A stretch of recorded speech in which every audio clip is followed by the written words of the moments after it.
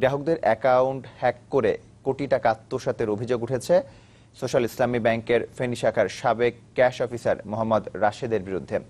ভুক্তভোগী গ্রাহক আব্দুস সালামের দাবি, সম্প্রতি তার অ্যাকাউন্ট থেকে 33,05,000 টাকা উধাও হয়।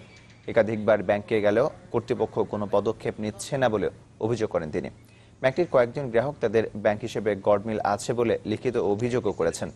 এদিকে ফেনী শাখার ব্যবস্থাপক রেহানা আক্তার বলেছেন, অভিযোগের ভিত্তিতে তদন্ত চলছে, প্রমাণ হলে তার বিরুদ্ধে ব্যবস্থা নেওয়া হবে, দ্রুত ফিরিয়ে দেওয়া হবে গ্রাহকের টাকা।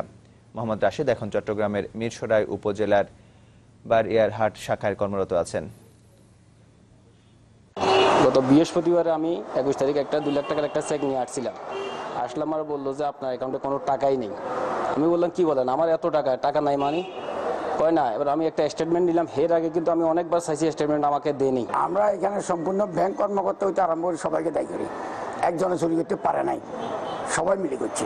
গ্রাহক যে অভিযোগ করেছে সেটা তদন্ত সাপেক্ষে এবং ব্যাংকিং চ্যানেলে যত টাকার লেনদেন হয়েছে সেটা তদন্ত করে আমরা গ্রাহককে কম্পেনসেট করে দিব।